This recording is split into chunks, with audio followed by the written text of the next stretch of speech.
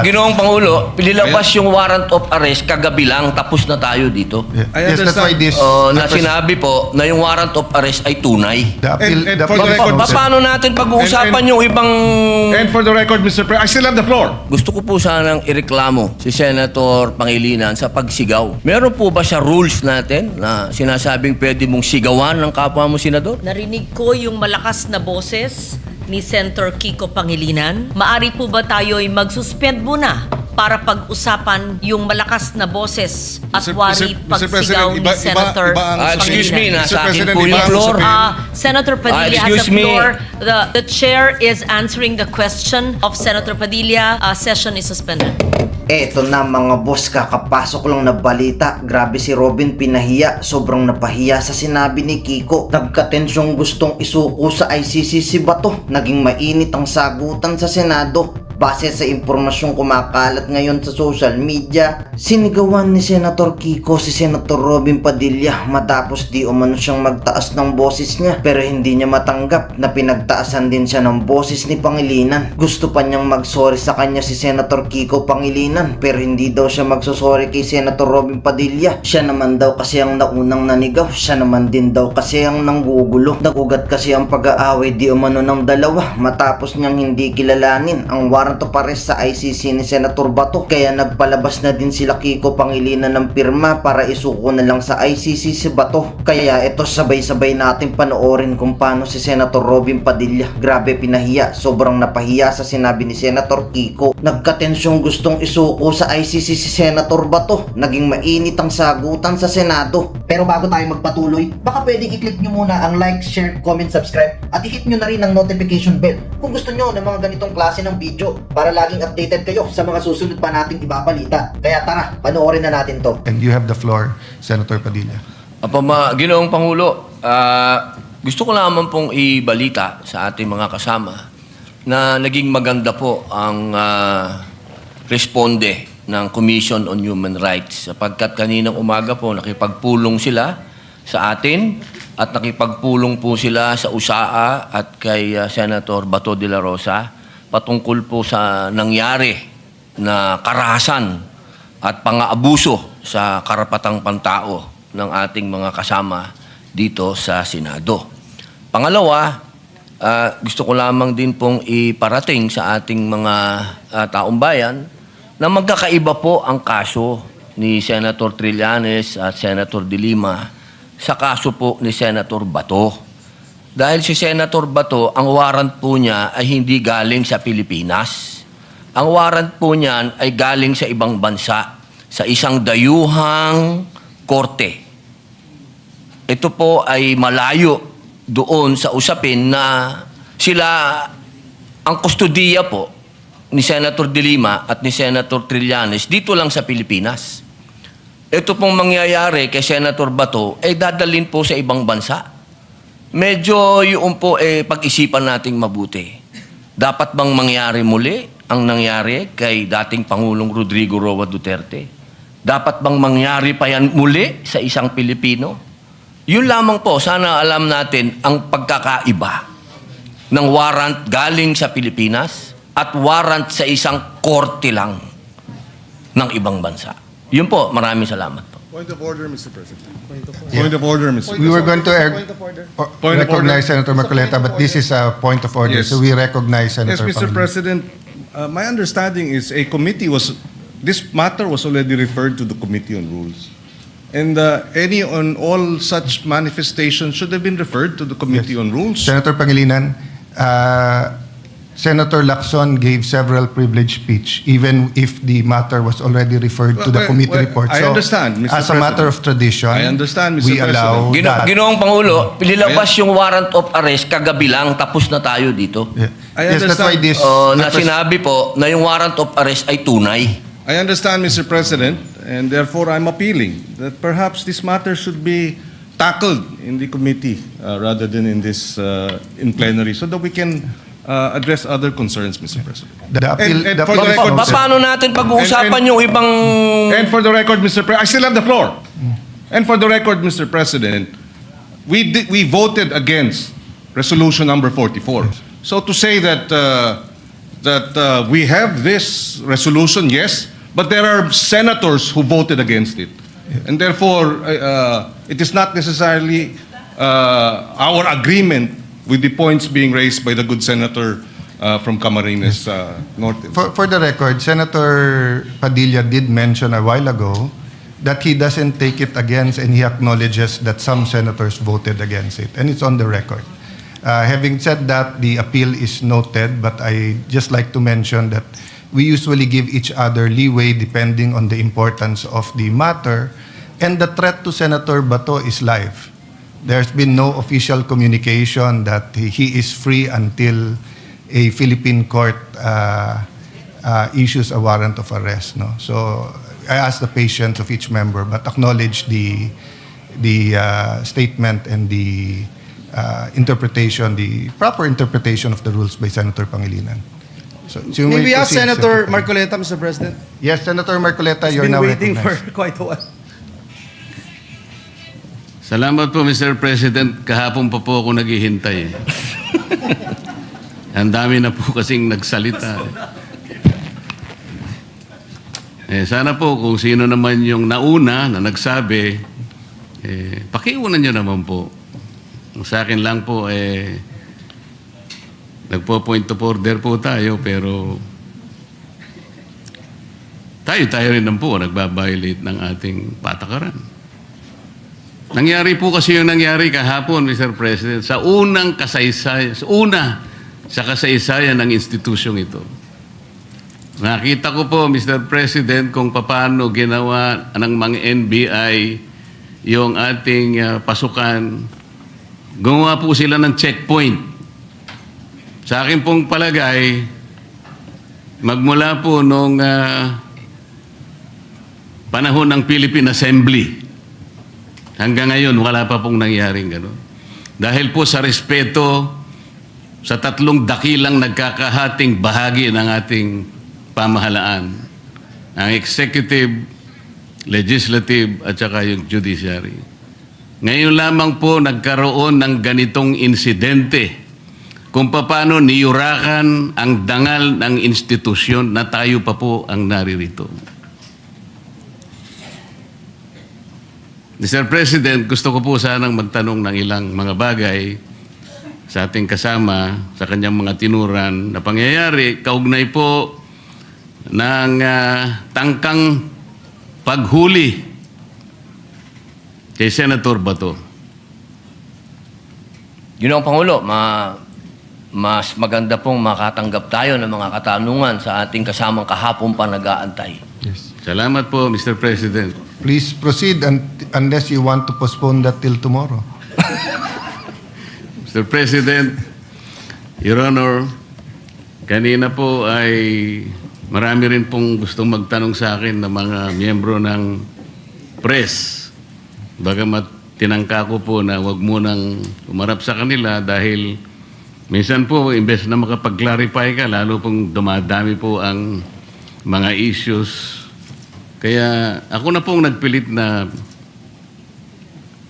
parang iniiwasan ko na po. Kaya lang, hindi mo po maiwasan sa dami po nila. Talagang hahabulin ka po eh. Ang una po nilang tanong sa akin,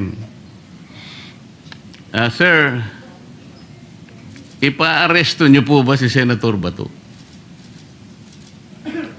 So sagot ko po, Mr. President, tanong din. Ikaw, kayo, gusto niyo ipa-aresto? Ang sagot sa akin, hindi po, kayong tinatanong namin kasi kayo po ang nandito. Eh. Hindi, tinatanong ka rin kita kasi Pilipino ka. Gusto mo bang makita ang isang senador na ibinoto ng sambayanang Pilipino? Aaresto sa loob mismo ng Senado? Hindi po. Okay, kung ikaw hindi, di lalo na ako. Kayo po ba'y na-interview rin ng gano'n? Opo. Sir President? Your Honor. Nakakagulat po sapagkat ako po din mismo, mahal na kasama at idolo namin, Senator Marcoleta. Nagtataka din po ako sapagkat marami po sa mga tanong sa ating ibinabato. Parang tayo pa ay may kasalanan sa pagbibigay natin ng masasabing lugar sa ating kasama dito sa Senado.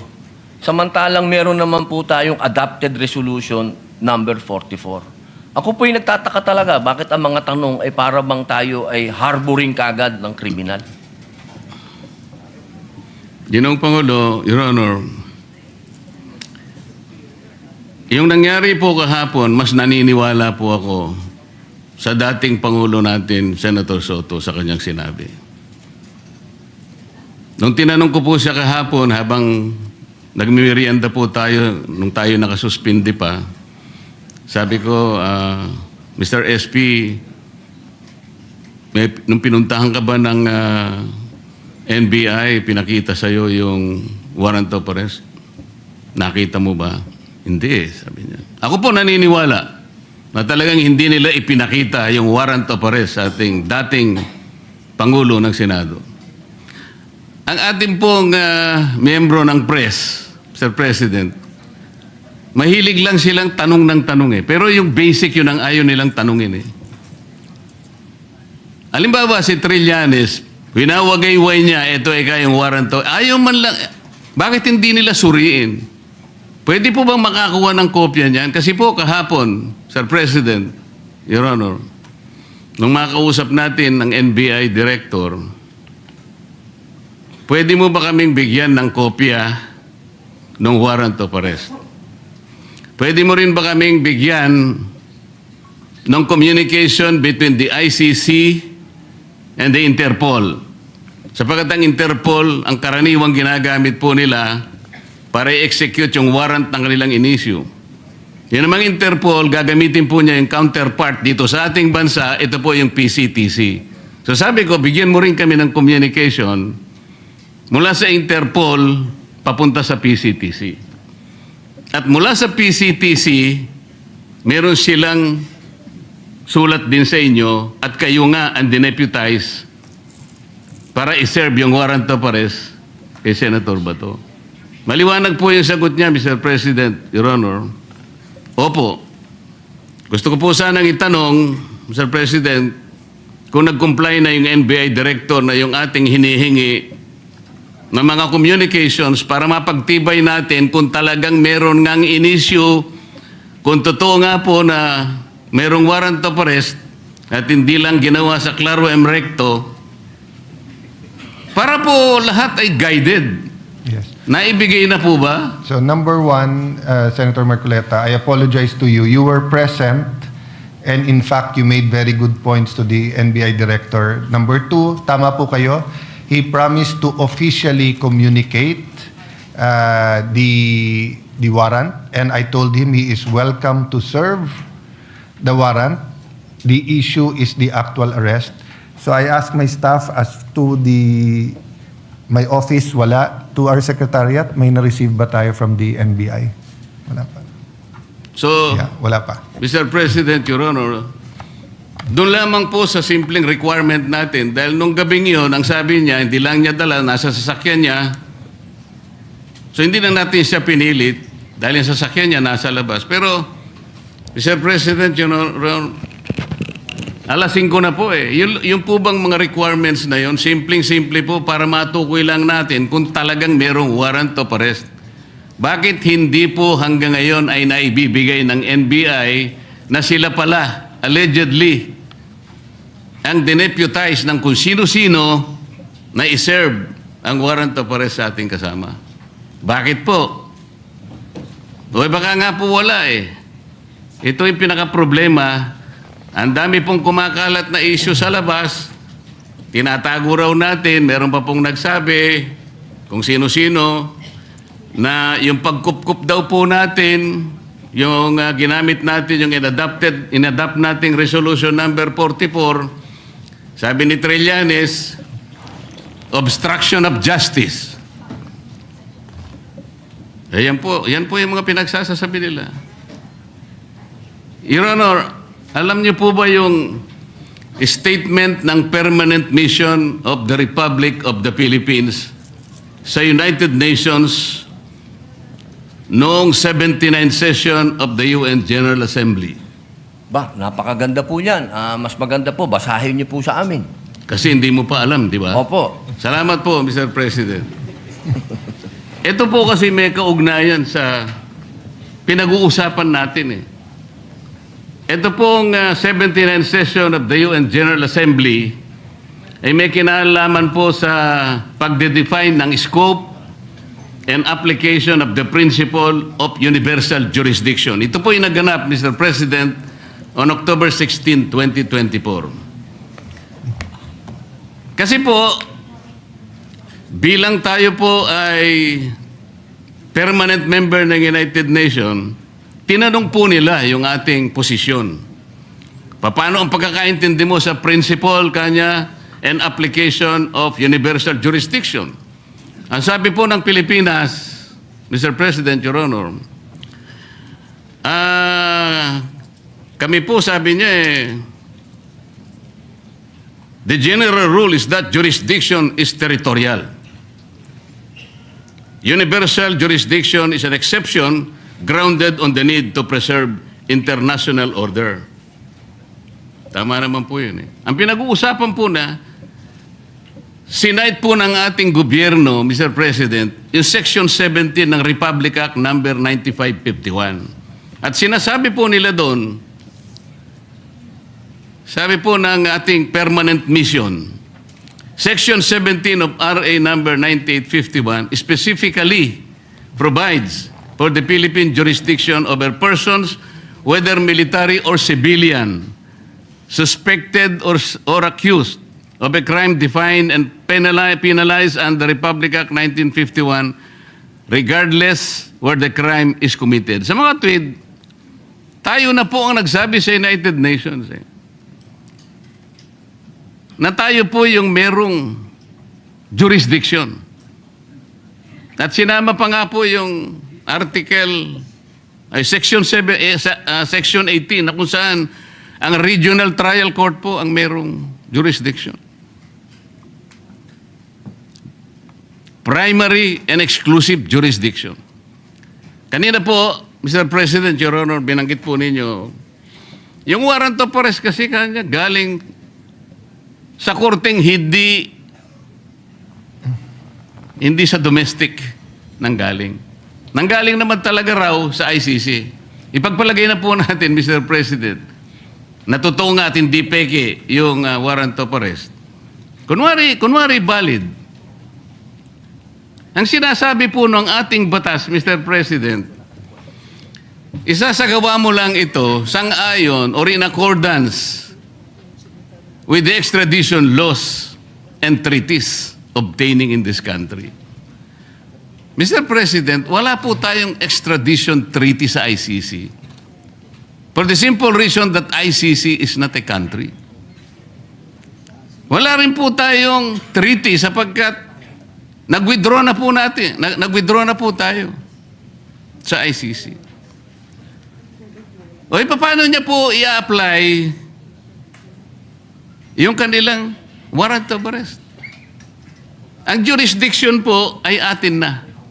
Mr. President, Your Honor, on May 10, 2026, ang ating kasama, Senator Bato, was served a subpoena by the CIDG for the alleged crime of EJK. Ano po ibig sabihin nun, Mr. President? Yung pag-serve po ng subpoena, na-operationalize na po, active na po yung kaso kahit nasa investigative and prosecutorial stage pa lang. Ibig sabihin, our National Prosecution Service is already actively on the case. Paano po papasok ang ICC? The core function of the ICC, Mr. President, is under the principle of complementarity.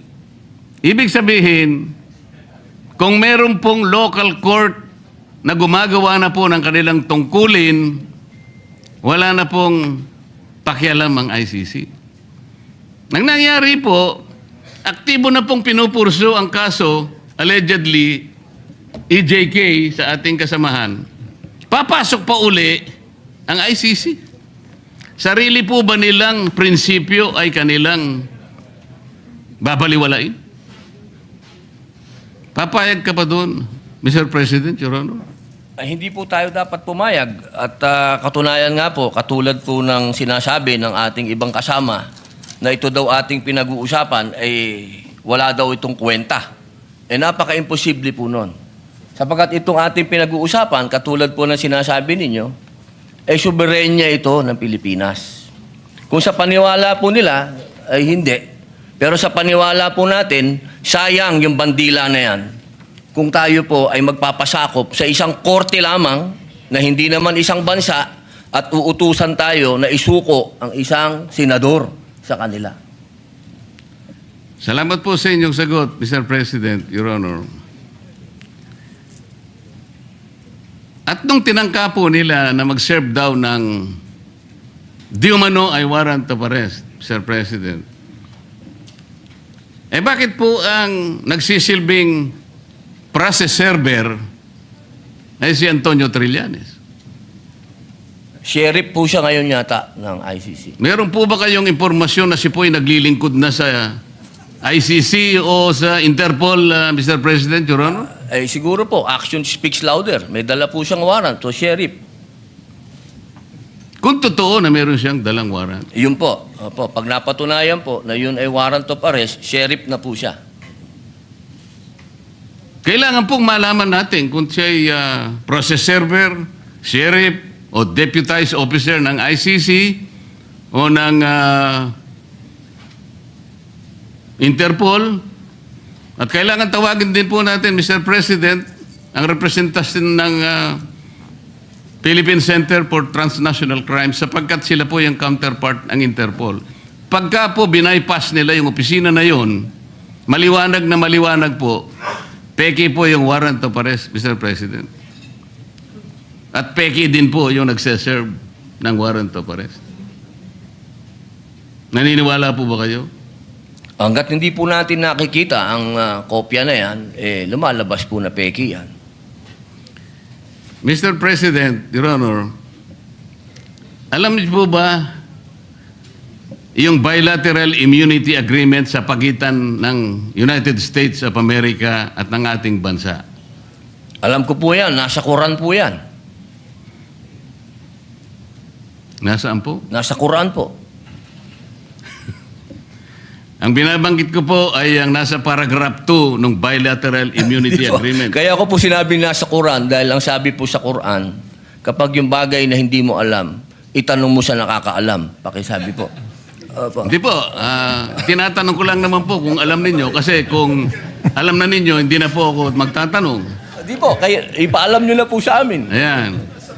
Mr. President, ito pong sinasabi kong ito, may kinalaman na naman po kasi. Malaki ang kinalaman sa ating pinag-uusapan ngayon.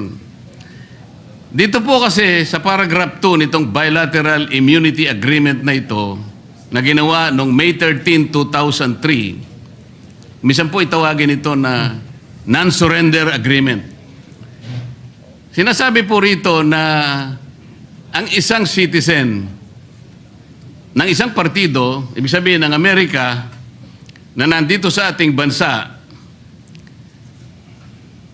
ay hindi mo pwedeng isurrender o i-transfer by means sa isang international tribunal for any purpose unless such tribunal has been established by the United Nations Security Council. Ano po ang ibig sabihin nun, Mr. President, Your Honor? Yung ICC po kasi, hindi po established international tribunal ng UN Security Council. Kaya nga po, kung mapapansin nyo, Mr. President, Your Honor, ang Amerika at saka ang Russia, hindi partido ng ICC. Wala silang, ayaw nila yan. Kinamumuhian nila yan. Dito po sa agreement na ito, tayo po, ang bansa natin, may katungkulan na hindi niya isusurrender ang isang Amerikano. Militar man yan, civilian, o no, nang walang consent yung Amerika. Ano po yung ironical implication nito, Mr. President? Tayo po pumayag sa pagitan ng kasunduang ito na ipagmamalasakit natin ang isang Amerikano na nandito sa ating bansa, hindi siya pwedeng i-transfer o surrender sa ICC sapagkat yan ay hindi recognized ng UN Security Council. Pero tayo, senador, Pilipino, meron siyang mandato sa ating mga mamamayan. Hindi ba kabalintunaan ito, Mr. President, Your Honor? Opo, tama po kayo. Yan po ay ibinoto po yan ng taong bayan. Katulad po ni Senator Bato, 20 million po ang bumoto dyan.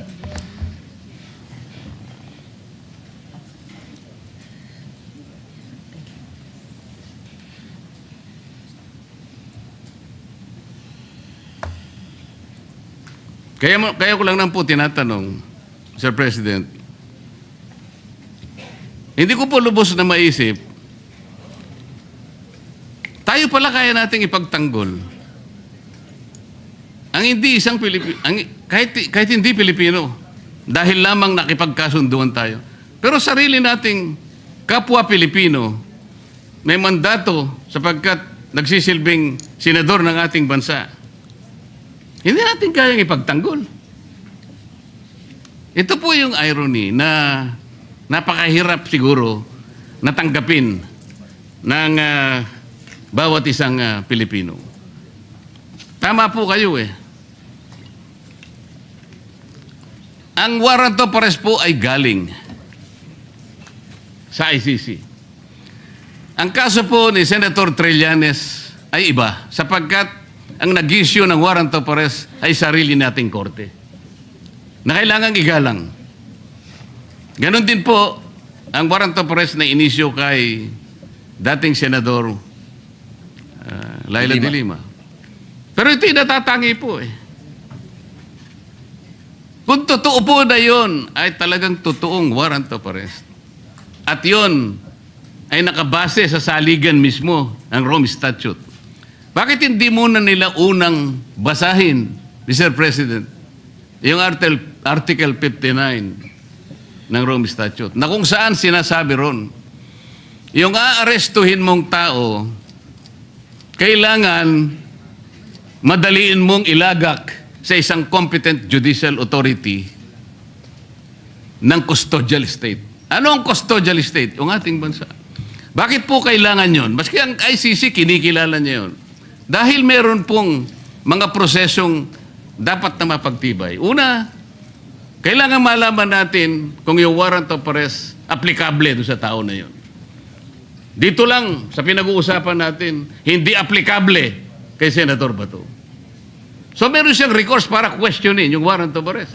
Kaya importante na ilagak mo siya sa isang competent judicial authority. Ang isa pang kinakailangan mong maisaalang-alang doon, Mr. President, Your Honor, ay kailangan yung proseso ay naigalang lahat. At lalong-lalo na yung kanyang karapatan ay talagang nasino. Yun po yung inihingi noon eh. At ang isa pa po, meron siyang karapatan na magpetisyon kung sakaling yung custodial state na yon ay i-detain yung na-aresto, na magpetisyon ng immediate release or provisional release. Lahat ng ito ay hindi magagawa, Mr. President, Your Honor, kung kikilalanin natin yung warrant of arrest na valid sa ating jurisdiction. Meron po siyang katapat na batas eh.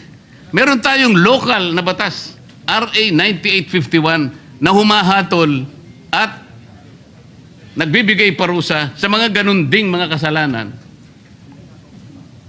na siya din naman ang nililitis ng ICC. So sa prinsipyo po ng complementarity, Mr. President, maliwanag po na nasa jurisdiction na po ng ating lokal na mga hukuman ang pag-aasunto kung meron ng basihan sa ating kasama.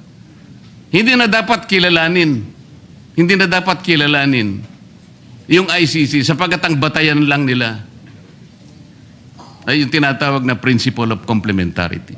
Malinaw po na nangunguna po, may primary po jurisdiction ang ating lokal na korte. Exclusive and primary jurisdiction. Yun po importante. Ngayon, yung pong mga nagkukunwa na process server, nagkukunwa na sheriff, nagkukunwa kung ano man sila ng ICC, kung bayaran sila o hindi, dapat po tingnan muna nila lahat yung mga bagay na pinag-uusapan natin. Bago nila puntahan ang isang institusyon katulad nito, nahahabulin pa yung isa sa atin. Ang pangyayari po kahapon, uulitin po natin, Mr. President, kailanman po ay hindi nangyari sa kasaysayan ng institusyong ito. Tinanong ko pa nga po kahapon sa ating director ng NBI dahil pinipilit niya. Kaya po nung papunta na, kung makakapasok po si Senator Bato sa session hall, ay wag nyo na siyang tutugisin. Para bang ang parte lamang ng Senado, Mr. President, ay itong session hall. So nung tinanong ko, bakit po yung parking area namin na kung saan nagsimula ang habulan, at saka yung mga hagdanan na hindi ba parte ng institusyong ito? Sir, sabi niya, hindi naman po kami magiging ganito kung hindi po kami nakipag-coordinate. Hindi po ako naniniwalang nakipag-coordinate sila ng totohanan. Mr. President, mas naniniwala po ako sa ating former President na hindi niya papayagan kung alam lamang niya ang kanilang balak na pagdakip at pamamaraan ng pag-iinsulto sa bulwagang ito, Mr. President. Maraming salamat po, Your Honor. Maraming salamat po. President. Madam President? Madam President? Opo. Senator Padilla, please proceed. Yes. Opo. Meron lang po akong mga konting katanungan sa inyo. Sapagkat gusto ko po sanang ireklamo si Senator Pangilinan sa pagsigaw. Meron po ba sa rules natin na sinasabing pwede mong sigawan ng kapwa mo senador?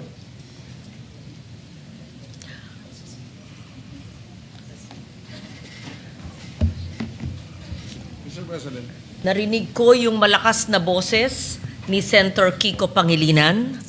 Miss, Alam ko na si Senator Pangilinan ay dating galing sa broadcasting, baka nag-modulate. Maari po ba tayo ay mag-suspend muna para pag-usapan yung malakas na boses at wari Mr. pagsigaw ni President, Senator Excuse me, Pangilinan? nasa akin President, po yung iba ang floor. usapin. Senator Padilla has excuse the me. floor. The chair is answering the question of Senator Padilla. Session is suspended.